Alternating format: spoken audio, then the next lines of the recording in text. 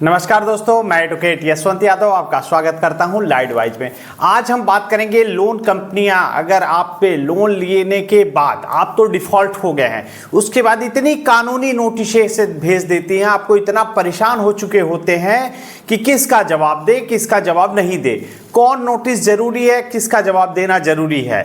लेकिन एक तो आपने लोन का डिफॉल्ट हो गया है, डिफॉल्ट होने के बाद ये थर्ड पार्टी रिकवरी एजेंट जो होते हैं, इनकी फर्जी वालों की बात कर रहा हूं, जो दो कौड़ी के भिखारी घूमते रहते हैं ना, जो हाई स्कूल इंटर भी पता नहीं पास होते हैं कि नहीं, वो फर्जी वाले रिकवरी एजेंटों की बात कर रहा हूं। तो ये हरास परेशान करते हैं, आज उस पर चर्चा नहीं करते हैं। इनका का इनको तो अपने हिसाब से डील कर लीजिए। क्यों? क्योंकि आपको खुद समझना चाहिए ये तो है ही फर्जी रिकवरी एजेंट। सर ने कहा है फर्जी मतलब ID card, visit letter, DRA license हो तो बात करें ना, नहीं है तो क्यों बात करना उनसे, फर्जियों से। फिर आता है कानूनी नोटिस। तो कानूनी नोटिस जब आता है तो कैसे इनसे बाहर निकलना है, नोटिस का जवाब कैसे देना है, हमें किस नोटिस का जवाब देना चाहिए, किसका नहीं देना चाहिए, क्या जवाब देना चाहिए।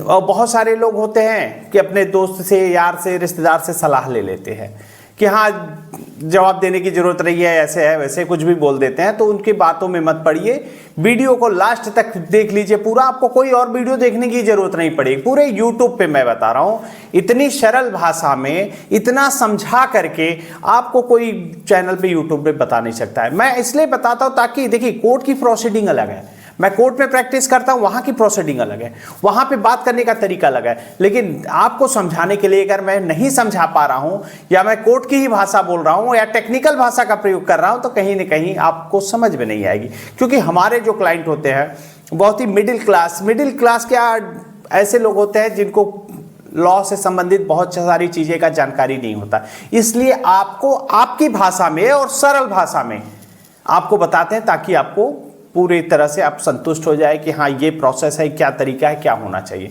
मैं बार बार कहता हूं, पैसे हैं तो इनके पैसे दे दीजिए, नहीं है तो कैसे भी करके सेटलमेंट कर दीजिए और कर्ज से मुक्त हो जाइए। और नहीं दे पा रहे हैं, यदि आपने लोन लिया है, डिफॉल्ट करके नहीं दे रहा है, तो सबसे पहला काम क्या है, कंपनी को आप लीगल प्रायर नोटिस, मैं बार बार कहता हूं, हमेशा कहता हूं कि कंपनी को आपको लीगल प्रायर नोटिस जरिए रजिस्टर्ड डाक एडवोकेट के माध्यम से, आप अपने माध्यम से खुद एडवोकेट मत बन जाए कि मैं ही नोटिस बनाया, मैं ही मेल कर दिया, मैं ही स्पीड पोस्ट है, ऐसा नहीं, ऐसा मत करिए। क्योंकि एडवोकेट जो नोटिस देगा वो कानूनी नोटिस में होगा, उसको रिकॉर्ड पे लेना उनकी मजबूरी है। क्योंकि जरिए रजिस्टर्ड डाक से गया है, ट्रैकिंग ID के माध्यम से पता चलेगा ये एडवोकेट के माध्यम से आया, उस पर एडवोकेट की मोहर होती है, स्टैंप होता है, मोबाइल नंबर होता है, ईमेल ID होता है, चेंबर नंबर होता है, रजिस्ट्रेशन नंबर होता है, एडवोकेट का रजिस्ट्रेशन नंबर होता है। तो सब प्रोसेस होता है। ये प्रोसेस को अगर लीगल प्रायर नोटिस किसी जरिए रजिस्टर्ड डाक से जा रहा है एडवोकेट के माध्यम से, तो उसको रिकॉर्ड पे रखना उनकी मजबूरी है।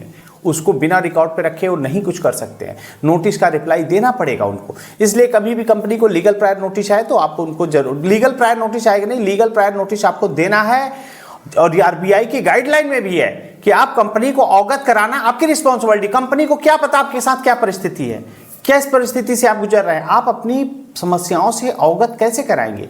जरिए रजिस्टर्ड डाक, स्पीड पोस्ट के माध्यम से एडवोकेट के लेटर हेड पे आप कंपनी को लीगल प्रायर नोटिस जरूर दीजिए। अब आ जाते हैं, चाहे आप लोन डिफॉल्ट है, लोन डिफॉल्ट लेते हैं, चाहे पर्सनल लोन हो, बिजनेस लोन हो, एजुकेशन लोन हो, कार, बस, truck, jet, secure, gold loan, home loan, किसी भी प्रकार का लोन हो। तो पहले बता दूं कि जो अनसिक्योर्ड लोन होते हैं, फिर सिक्योर्ड पे आते हैं। अनसिक्योर्ड लोन में आपके पास नोटिसेज क्या क्या आएंगी। पहला काम, अनसिक्योर्ड लोन लिया है, लोन के डिफॉल्ट हो गई है, तो कंपनी आपको पहले देगी रिमाइंडर नोटिस।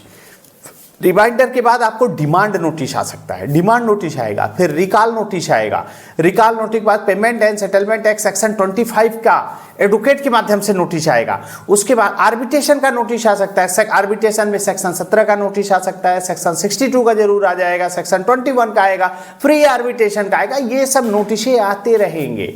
तो इसमें देखिए, पहले तो रिकॉल डिमांड का नोटिस आया किस माध्यम से, यदि वो एडवोकेट के माध्यम से आया, तो यदि वो एडवोकेट के माध्यम से है तो उसका रिप्लाई आपको देना जरूरी है। ये हो गया अनसिक्योर्ड की बात। अब आ जाते हैं सिक्योर्ड में। जो सिक्योर्ड लोन में होता है, सिक्योर्ड में सरफेसी एक्ट का नोटिस आता है। आप सिक्योर्ड लोन में 3 EMI डिफॉल्ट हो गई, आपका अकाउंट NPA में गया, NPA के जाने के बाद सिक्योर लोन में 13/2 सरफेसी एक्ट 13/2 का नोटिस आएगा, 13/4 का नोटिस आएगा, 13/12 का नोटिस आएगा। और डीएम साहब का भी नोटिस आएगा, डीएम साहब का जो पोजीशन नोटिस होता है। तो जो भी नोटिस आते जाए उसका रिप्लाई आपको जरूर करना है। अब आते हैं अनसिक्योर्ड लोन के बारे में कि रिप्लाई किसका देना है किसका नहीं देना है। यदि किसी एडवोकेट के माध्यम से अगर कोई लीगल नोटिस आता है तो वो लीगल पैमाने से आता है, एडवोकेट के माध्यम से होता है, उसमें लीगलिटी पूरी होती है, वो रिप्लाई किया जाता है। नोटिस का रिप्लाई आपको एडवोकेट के माध्यम से ही देना जरूरी है।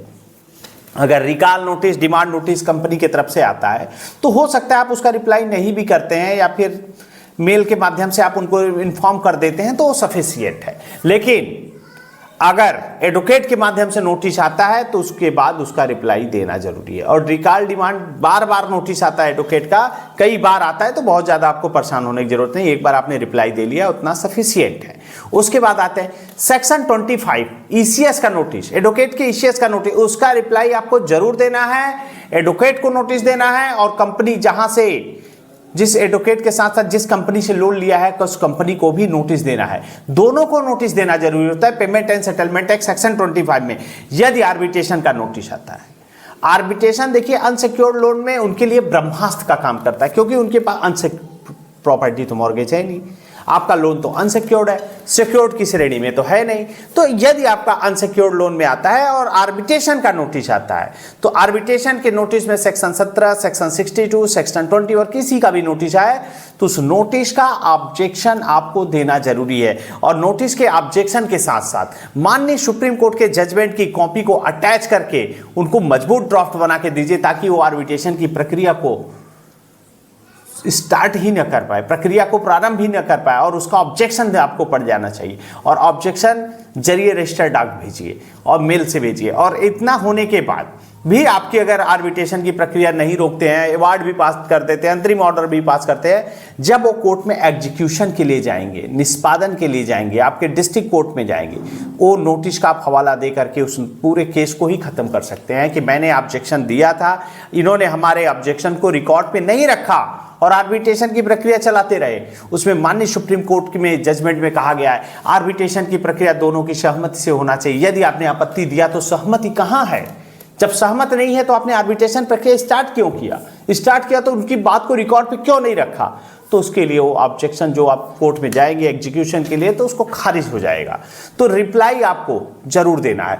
देखिए अगर आप रिप्लाई देते जाते हैं तो एक दिन न एक दिन सेटलमेंट पे आ जाते हैं, सेटलमेंट कर लीजिए। कुछ लोग आपको बताते हैं कि नहीं नोटिस आती है तो कोई जरूरत नहीं है, उसको फाड़ के फेंक दीजिए, आग लगा दीजिए, नोटिस ये करते हैं। मैं यूट्यूब पे बहुत सारे लोग ऐसी भाषा का प्रयोग करते हैं कि उसका माचिस लगा दीजिए, आग लगा दीजिए, ये कर दीजिए, जेल हो जाएगी, पता नहीं क्या क्या बोलते हैं। तो ऐसा अगर कोई बोलता है तो वो आपका नुकसान हो जाएगा। नोटिस आई है तो उसका कोई मतलब है, एडवोकेट के माध्यम से आता है, एडवोकेट की स्टैंप है, मोहर है, सब कुछ होता है तो वो जेन्युइन है, तो उसका रिप्लाई आपको देना पड़ेगा। नहीं तो आप बहुत सारे यूट्यूब पे ऐसे बताएंगे कोर्ट में जाकर के सर मैंने एक यूट्यूब पे चैनल देखा था, उसमें कहा था नोटिस के कोई जवाब देने की जरूरत नहीं, मैंने जवाब नहीं दिया। तो ऐसा कहेंगे तो वहाँ चलेगा नहीं, कोर्ट आपको नहीं एक्सेप्ट करेगी, ना कोर्ट आपको क्षमा कर देगी कि ऐसा नहीं। कंपनियां आपको नोटिस पे नोटिस दे रही हैं, आपको नोटिस का जवाब देना जरूरी है। अब आ जाते हैं सिक्योर्ड लोन में। सिक्योर्ड लोन में सरफेसी एक्ट का नोटिस आता है, 13(2) का नोटिस आता है, जो डिमांड नोटिस होता है एनपीए होने के बाद 13(2) का नोटिस आता है। 13(2) के नोटिस पे आपको आपत्ति पत्र 13(3)(a) में आपको जवाब देना जरूरी है। आपको वहां पे जवाब देंगे तभी आगे का प्रोसेस, तभी उस डिमांड नोटिस का 13(3)(a) में आप ऑब्जेक्शन देंगे। ऑब्जेक्शन का जो ऑब्जेक्शन देंगे उसका रिप्लाई बैंक करके ही 13(4) की प्रक्रिया कर सकता है, नहीं तो नहीं कर सकता। तो आपको नोटिसों का जवाब जरूर देना है, ताकि उनको नोटिस नहीं तो ये आपकी प्रॉपर्टी को औने पौने दाम पे ऐसे ही बेच देंगे, आपका कुछ नहीं कर सकते यदि आप नोटिस में जवाब नहीं दे रहे हैं। तो 13(2) का नोटिस हो, 13(4) का नोटिस हो, 13(12) का नोटिस हो, डीएम साहब का कोई भी नोटिस हो तो उसका रिप्लाई आपको जरूर देना है, जरिए रजिस्टर डाक एडवोकेट के माध्यम से जरूर दे दीजिए।